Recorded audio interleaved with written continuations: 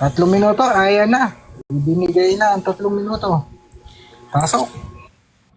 Ayan, malinaw ba? Malinaw. Ayan, Hindi na. tandaan ninyong lahat, labanan to ng mga espiritu.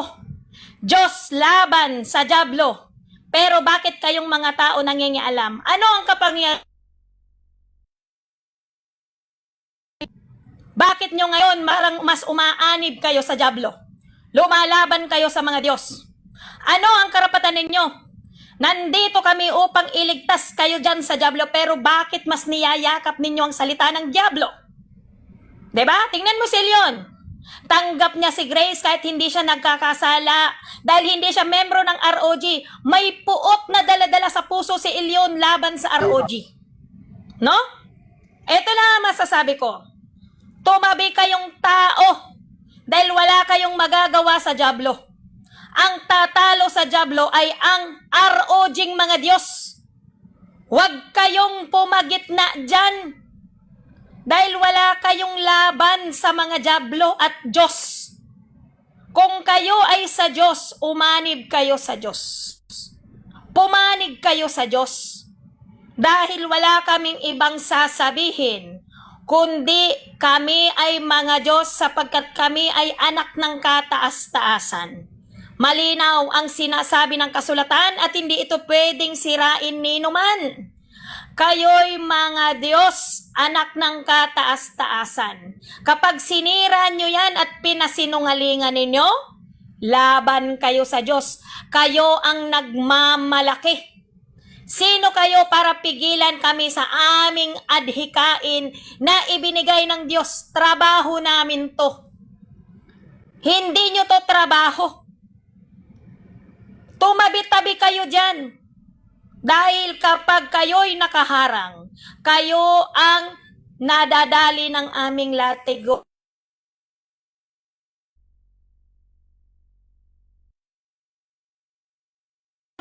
Ang kalaban ko yung jablong nasa iyo. Sabi mo, galit na galit yung Diyos na nasa loob mo? Harap mo nga ngayon ng tunay na Diyos. Ang kinakalaban ko ngayon yung jablong nasa iyo. Ilabas mo yan. Huwag ikaw ang magsalita. Kung talagang ikaw ay sa katotohanan na sinasabi mo, ilabas mo siya. Iharap mo siya sa akin ngayon at pupugutan ko siya ngayon ng ulo. Kanina, pinusasan pa lang. Pero dahil kung talagang nasa katotohanan ka, Gracia, huwag kang mangialam. Espiritu laban sa espiritu. Hindi ka espiritu, tao ka. Tumabi ka.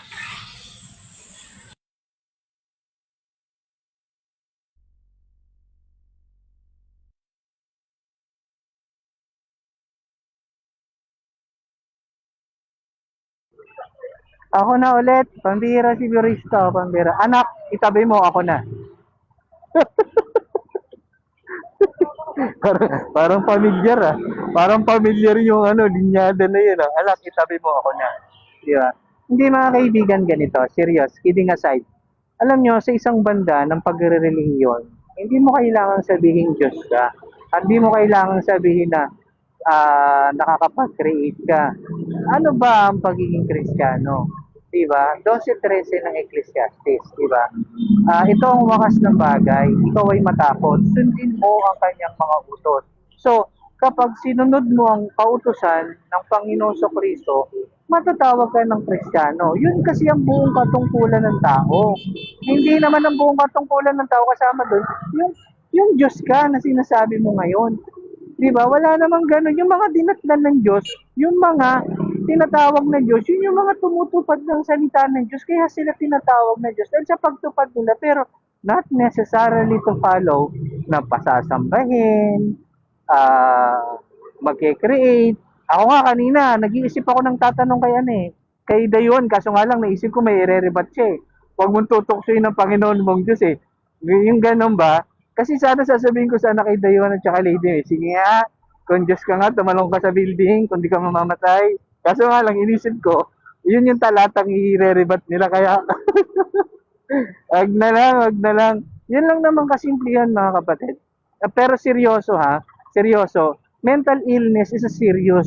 Dapat hindi natin pinagtatawanan, hindi natin niloloko o hindi natin ginagawan tanga o siraulo sila.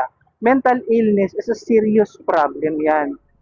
Kasi katulad niyan, nakikita natin, mukha namang matino, mukha namang okay, pero makikita mo the way he talk, the way he speak, the way na kung paano sila makihalo at kung paano sila makihalubilo sa mga tao. Makikita nyo hindi normal Hindi normal talaga. Kasi kung normal kang tao, hindi mo sasabihin yung mga bagay na gano'n. Di ba? Dapat ang sasabihin mo yung mga bagay, sabi nga ng isang kasama doon, huwag kayong ihigit sa mga bagay na nasusulat. Tama yun. Dapat doon lang tayo sa nasusulat. Pero, dapat yung interpretations natin dapat naaayon din sa Biblia. Hindi naman basta-basta lang nasalita ng salita natin. Kasi kung walang tagapagturo, hindi natin maintindihan, kanya-kanya tayo ng interpretation. Katulad yan, marami palang Diyos di ba? 4 season, yan. Hindi ko lang alam si Dayuan kung anong season to. Si Lady May, hindi ko lang din alam. Mga season mga season sila Mga Diyos sila tinitimpla. Pag walang yelo, hindi masarap. Diba? Dapat may yelo para palamigin yung ulo.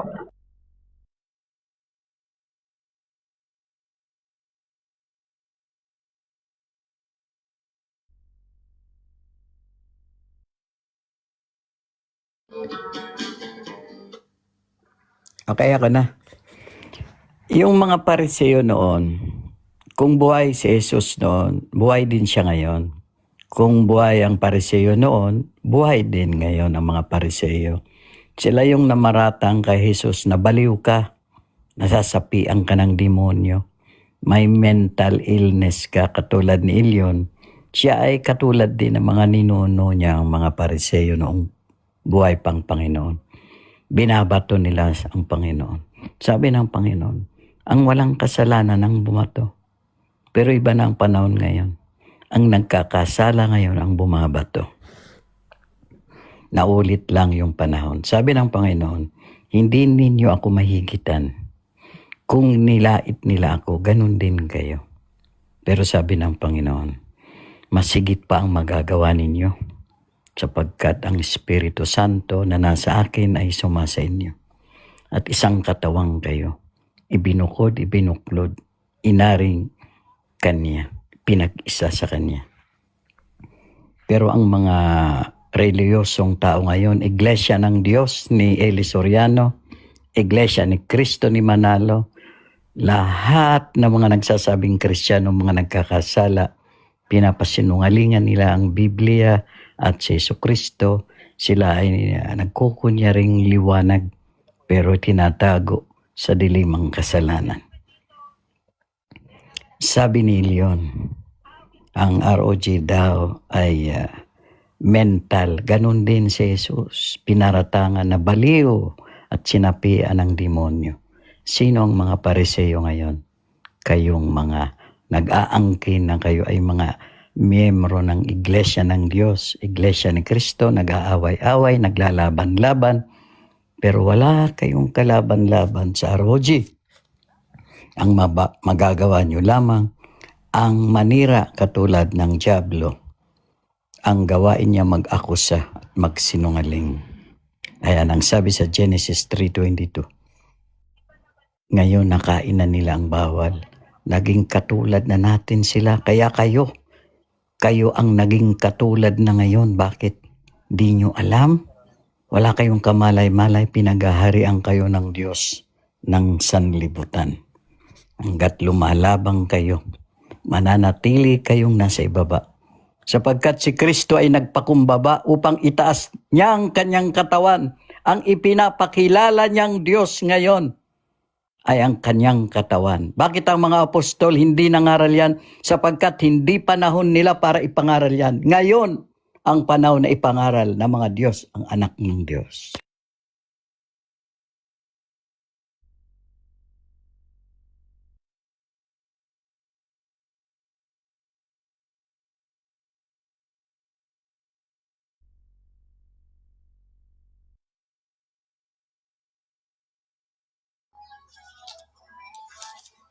Ako na pala, sorry. Patay kasi yung ilaw dito kaya hindi ko makita. Magbabasa sana ako ng verse eh.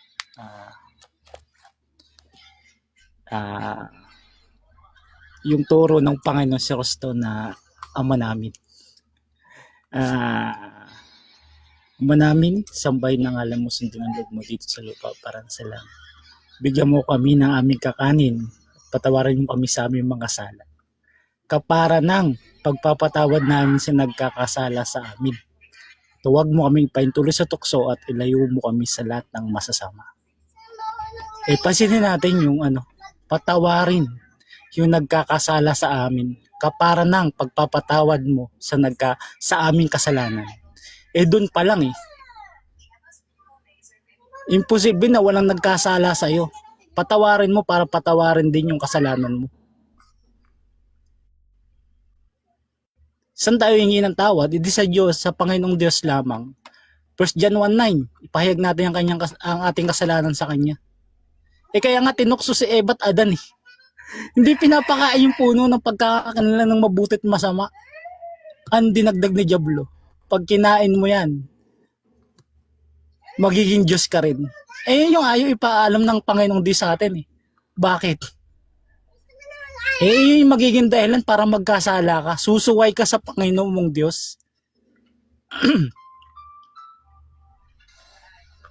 Ang sabi Revelation 18:3, lahat nakareceive ng maling aral. Ayaw mo tanggapin yun. Nihulaan na nga yun. Tapos sasabihin mo, hindi ka nagkakasala, matuwid ka. Ginagawa mo sinungaling Biblia.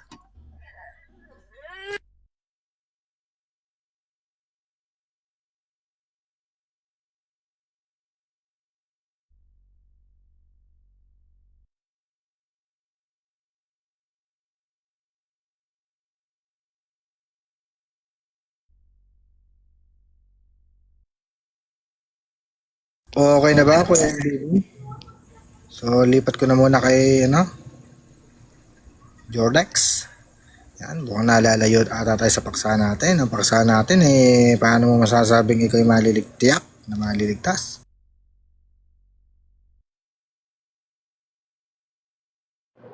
Paano ang puso ko? Yan yung kinanta ni Neil doon sa kabila. Kung wala ka. Ilang kanta? Si Neil, si Damis. Yawa talaga. Wala ko sinihil. Yawa talaga tong batang to si Damis. Nangangarap lang ba? Ay, oo, tiyak talaga na may kaligtasan. Pero ang tanong, kailangan mong pagtrabahuin ito. Bakit? Kasi ang kaligtasan, it's a free gift of God yan. Yan yung tinatawag nating grasya. Binuhos niya yan doon sa kanyang tinatawag nating templo. Ano yung templo? Ayon doon sa Mishnah, yung templo na yun yung katawan na yan mismo. So sa sino mapapasok sa kanyang templo, makakaroon ng tinatawag nating grasya, yung kaligtasan. Pero kailangan ito pagtrabahuan. Ano ba pagtatrabaho na gagawin natin? Kailangan gampanan natin ang ating pagkakristyano sa pamamagitan ng gawa. So ano yung gawa na yon? Siyempre, pag nagsisimba ka, gawa na yon. Pag lumuhod ka, gawa na yon. Pag nag-sign of the cross ka, gawa na yon. Lahat gawa na yon. Yung pag-participate mo, gawa na yon. So yan yung kailangan na gawin mo para ikaw talaga ay tuluyang maligtas. Ngunit, yung iba na hindi man lang gumawa, ay may karampatang parusa. Ano yung parusa na yon? Papaluin ka sa purgatorio ayon sa doktrina ng Katolisismo. Yung tinatawag nating labas sa iglesia ay walang kaligtasan. Yun yung nababasa, pero ang tanging may hawak dyan ay yung Diyos na lamang. Kaya pinasa Diyos yung kaligtasan ninyo. Kahit wala kayo sa tunay na iglesia, kasi yung kaligtasan na yan, tanging sa templo lamang niya yan binuhos. Hindi yan binuhos sa lahat. Kasi hinalintulad yung templo na yan sa arka ni Noah. So lahat ng papasok sa arka ni Noah ligtas. Yung nasa labas, yung matutuwid ay syempre yan yung binaba ng ating Panginoon. Kahit hindi man sila kahit nalunod man sila, ay ligtas pa rin sila. Pero yung mga siraulo, hindi talaga yung maliligtas. So patuloy lang kayo dyan, kasi may kaligtasan naman kayo, Diyos na bahala. Yon, so sunod natin si Boss Joshua. Wag muna kayo magsibaba at pagkatapos sa live show dadako tayo sa tanungan. So humabol pa iba, pwede pa umakyat. Ayan. Magandang gabi sa lahat, no? Kung babalikan natin ang naging buhay ni Kristo nung unang panahon, si Kristo ay kinutya, dinuraan, sinaktan, lahat talaga ng uri ng kasalanan ng tao ay ibinigay ng mga tao sa Diyos. Pero ang Diyos hindi siya gumanti, no? Kahit na siya ay inaalipusta, ginagawa ng kasalanan, talagang hindi siya gumaganti. Dahil ipinakita niya talaga na siya ay nasa kanan ng Diyos, no? Pero kung ikaw mismo, dayuhan at maymay, ay magiging Diyos at ikiklaim mo na kayo ay Diyos na hindi nagkakasala, ay ginagawa ninyo sinungaling ang sarili ninyo, lalong-lalo na ang Diyos. Bakit? Kasi parang sinisira ninyo ang imahe o ang ugali o karakteristik na meron kay Kristo. Dahil si Kristo, kahit na siya ay inaalipusta, talagang namuhay siya ng matuwid. Hindi katulad ninyo na nagkukunwari na Diyos, no? Talagang palihim kayo na gumagawa ng kasalanan at sinasabi ninyo na hindi kayo nagkakasala. Ginagawa nyo lang ang sinungaling ang ibang tao, no? Nagpapanggap lang kayo. Diyan ay makikita sa Matthew 24:24 na kung saan magsisilitawan na ang mga huwad at sinungaling na propeta at nagpapanggap na sila ang Kristo. Sino ang nagpapanggap? Kundi ang mga ROG. Bakit? Dahil nagkiklaim sila na kaya nilang magligtas ng mga tao. Hindi nila magagawa yan. Hindi nila kayang gawin yan sapagkat hindi sila Diyos. No? Kaya malaking kasinungalingan, lalong-lalo na kay dayuhan. Pati ang mga tao, kaya mong loko-lokohin. Marami ka nang naakay. Ito si Maymay, naakay mo na. Kaya isa na rin sira ulo rin. No? Kayo yung mga nagpapanggap na na kayo ang Kristo eh. Diyan kayo magaling magsinungaling talaga eh. No? Kaya ito lang ang masasabi ko sa inyo, dayuhan, Maymay. Wag lang magsasalubong ang mga landas natin dahil walang latay na hindi nyo mararamdaman talaga sa akin. No? Wag lang talaga magsasalubong ang landas natin. Kung pagdating sa paghuhukom, ang Diyos ng bahala sa inyong dalawa, sa inyong mga ROG. Kayo ang unang-unang parurusahan ng Diyos at itatapon sa dagat-dagatang apoy. Yan ang tandaan ninyo. Maraming salamat, Birista. Yon, may humabol pa si Kuya Edwin. So, bigyan na rin natin ng pagkakataon na magpahayag.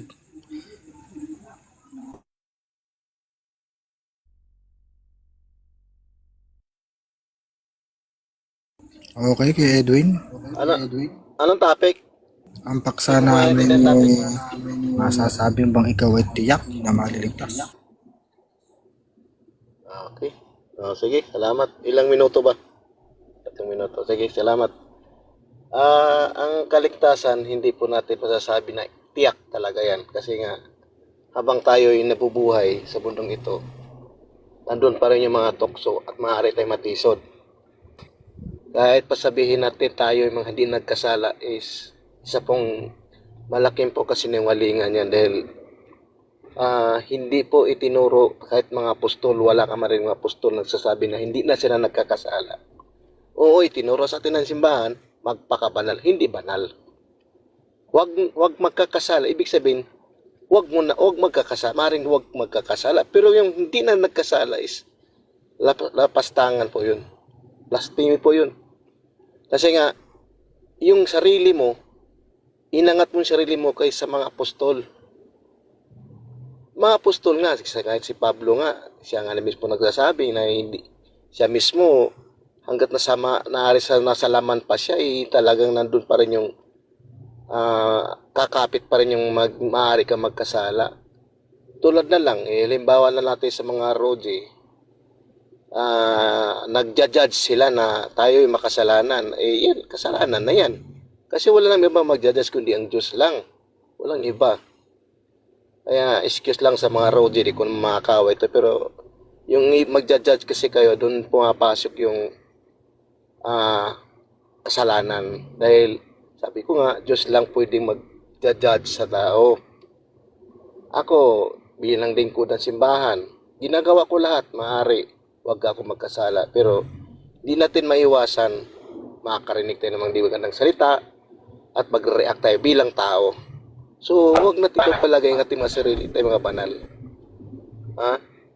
Kasi ang tanging banal lang ay si Kristo at ang Diyos. Yun lang tanging banal. May mga pinabanal, yung mga tulad sa aralang Katoliko, mga santo, yan. Pero yung sabing banal ka na talaga na ano, kasi habang buhay ka, maaari ka talaga magkasala. Kasi kung yung nandiyon sa sarili mo, nagmamataas ka, na ako hindi na nagkasala, magmamataas yan eh. So pag nagmataas, sabi nga ni Kristo, ang sino magmataas, aking ibababa. So anong ginagawa nyo, nagmamataas kayo? Di ba? So okay naman, maaari hindi magkasala. Okay yun, pero yung sabi na, di na ka nagkasala is, malaking kamalian po yun. Okay, salamat.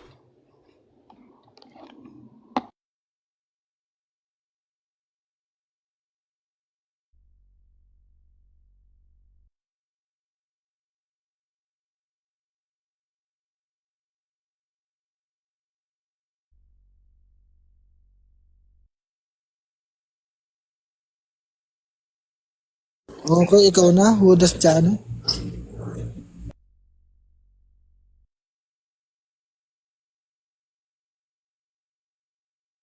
Mahina po signal nyo kuya, putol-putol.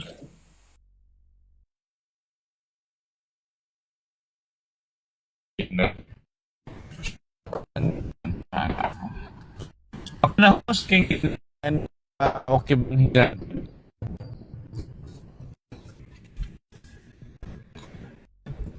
Host Lag ka kuya, lag. Okay ba? Ano po kuya signal nyo? Lag, putol-putol kuya, putol. Putol-putol, rekla. Magnatain. So,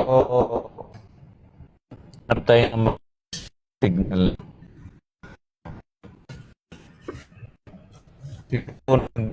Si Dwayne pa na putol ang signal ko. Para hindi ko yung amang ako. Kaya na okay.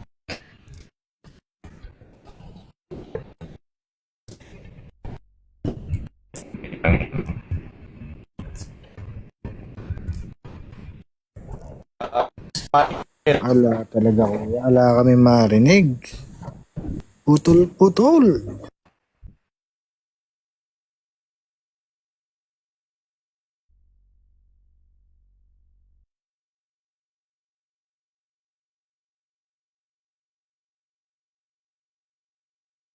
Matapos na. So, dumako na nga tayo sa tanungan para mas maganda na. So, ikaw ang unang magtatanong, Taladimay.